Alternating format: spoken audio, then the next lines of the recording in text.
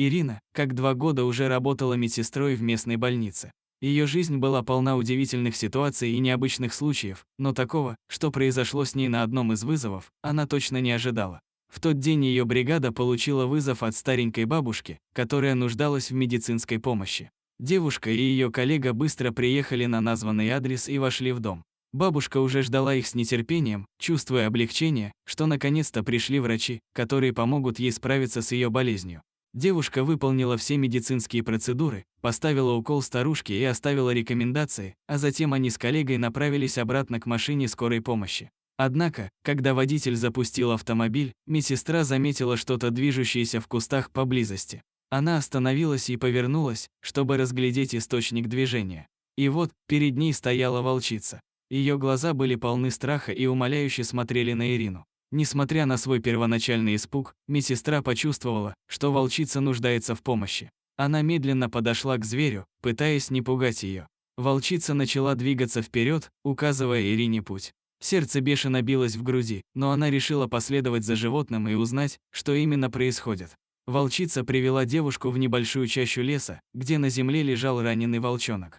Его задело несколько пуль, и он оказался беззащитным и нуждающимся в медицинской помощи. Ирина была потрясена увиденным и сразу же взялась за дело. Она достала из своего медицинского кофра все необходимое, чтобы оказать первую помощь животному. Внимательно и аккуратно она перевязала его раны, стараясь сделать все возможное, чтобы спасти его жизнь. Когда все было сделано, девушка обнаружила пулю, застрявшую в одной из ран. Охотники, похоже, попытались застрелить волчонка, видимо, с целью забрать его шкуру. Ирина с гневом и отвращением достала пулю, сознавая, что это было бессмысленное и жестокое действие. Она понимала, что волчонок теперь защищен и в безопасности, и надеялась, что он сможет полностью выздороветь. Закончив свою миссию, собиралась вернуться в больницу, чтобы продолжить свою работу. Она погладила волчонка по голове и пожелала ему крепкого здоровья и счастливой жизни. Волчица же, словно понимая ее слова, медленно отошла назад в лес вместе с волчонком. Девушка остановилась на мгновение, глядя, как волчица исчезает среди деревьев.